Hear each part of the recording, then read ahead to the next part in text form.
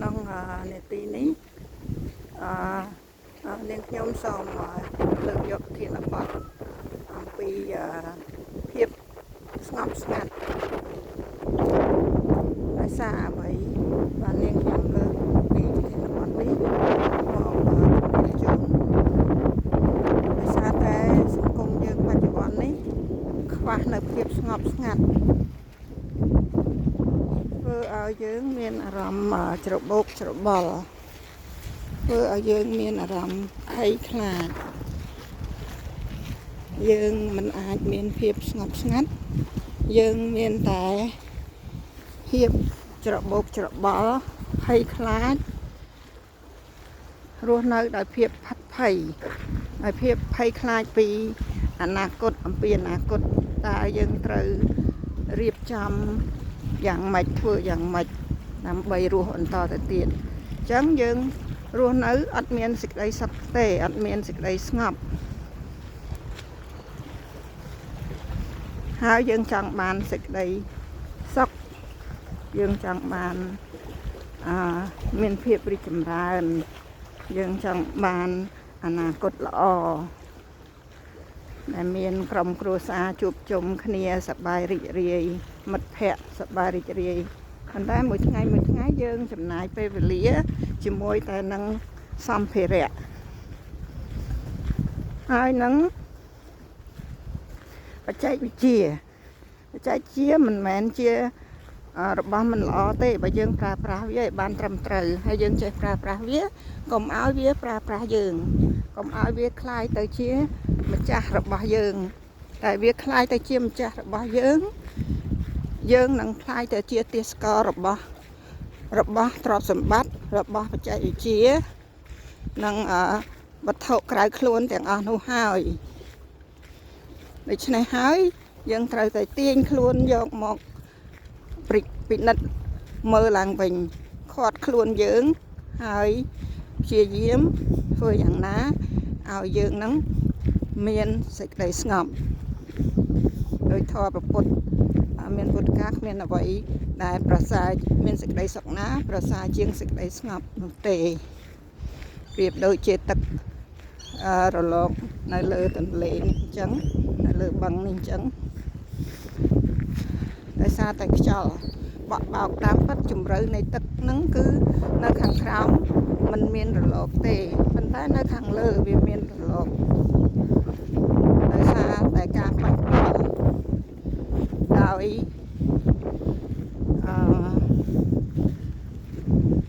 សកម្មភាពខាងក្រៅដោយចលករខាងក្រៅដូច្នេះហើយនាំឲ្យយើងហ្នឹងវាមានតែមានហើយនៅក្នុងធម្មជាតិក៏ដូចជានៅក្នុងរាងកាយរបស់យើងហ្នឹងគឺដូចគ្នាអញ្ចឹងចលករដែលធ្វើឲ្យយើងមានការរំជើបរំជួលភ័យខ្លាចជ្រួលច្របល់ខឹងសប្បាយច្រណែននិន្ទាដោយសារភាពភ័យខ្លាចរបស់យើងទាំងអស់កើតឡើងដោយសារតែយើងមិនមានសេចក្តីស្ងប់នៅក្នុងខ្លួនខ្វះនៅសេចក្តីស្ងប់អញ្ចឹងអាកប្បកិរិយារបស់យើងដែលចេញមក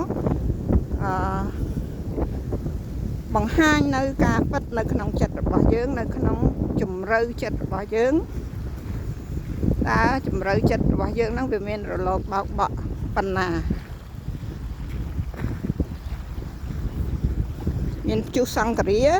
ឬក៏គ្រាន់តែមានត្រឹមតែភ្លៀងខ្យល់តូចមួយឬយ៉ាងណាហើយអ្នកណាក៏ធ្លាប់មានដែរកើតមកជាមនុស្សមានដូចគ្នាសត្វក៏មានដូចគ្នានឹងយើងដែរគ្រាន់ថាវាខុសគ្នាទៅតាមសពាងកាយនីមួយដែលបានធម្មជាតិបានបង្កើតមកយើងត្រូវស្វែងយល់ពីខ្លួនយើងឲ្យបានច្បាស់ស្គាល់ខ្លួនយើងឲ្យបានច្បាស់ដើម្បីត្រឡប់ទៅរកភាពស្ងប់ស្ងាត់បាន បើយើងចង្អុលតែលើកំហុសអ្នកដតីយើងអត់បានមកសិក្សាឲ្យបានម៉ត់ចត់អំពីខ្លួនយើងនោះទេយើងកុំសង្ឃឹមថាយើងនឹងមានសេចក្តីសុខពិតប្រាកដឯសោះមិនអាចទេអត់មានអ្នកណាអាចមកធ្វើជំនួសយើងបានទេយើងមើលពួកសត្វទាំងនេះសត្វបក្សីទាំងនេះរស់នៅដោយសុខសាន្តគឺដោយសារយើងដែរមនុស្សដើរកាត់អត់មានខ្លាចអត់មានខ្វាយខ្វល់គឺគេរស់នៅដោយសុខសាន្តដោយសារយើងរស់នៅដោយគ្មានការបៀតបៀនរស់នៅមិនបៀតបៀនគ្នាទៅវិញទៅមករស់នៅដោយចង់បានសេចក្តីសុខអញ្ចឹងយើងត្រូវតែបង្កើតនៅសេចក្តីសុខដល់អ្នកដទៃនៅជុំវិញខ្លួនយើងទើបយើងអាចបានសេចក្តីសុខដូចគ្នាត្រឡប់មកវិញអញ្ចឹងអ្វីដែលយើងចែករំលែកអ្វីដែលយើងផ្ដល់ឲ្យគេទោះបីអាក្រក់ឬក៏ល្អវានឹងត្រឡប់មកយើងវិញធម៌ព្រះសម្មាសម្ពុទ្ធនិយាយអំពីកម្មផលវាមានកម្មទើបវាមានផលយើងប្រព្រឹត្តនៅអំពើកម្មគឺជាអំពើផលគឺជាលទ្ធផលដែលយើងទទួលបានពីអំពើដែលយើងធ្វើអញ្ចឹងគ្មានអ្នកណាម្នាក់អាចជៀសផុតចាក់ផុត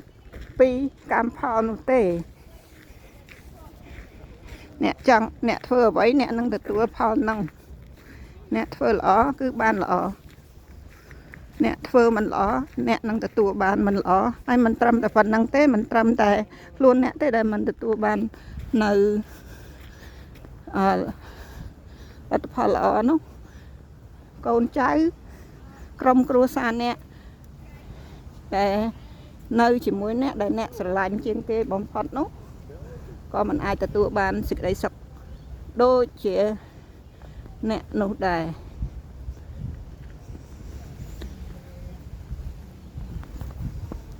វាតគ្នាព្រោះកូនចៅអស់ហ្នឹងវាឃើញអំពើរបស់យើងដែលយើងប្រព្រឹត្តសម្ដីយើងផ្សេងទង្វើយើងផ្សឹងកូនចៅទាំងអស់នោះគឺវាចាំមើលនៅវាមិនស្ដាប់នៅសម្ដីរបស់យើងទេវាមិនយកពាក្យសម្ដីរបស់យើងទេវាចាំមើលអ្វីដែលយើងធ្វើ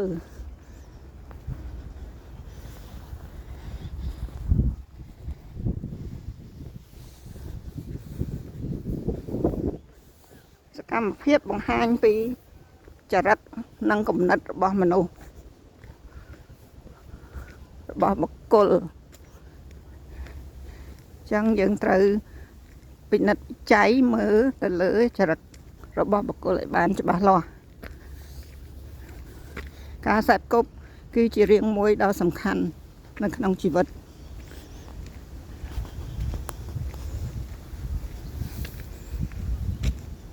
ចឹងសូម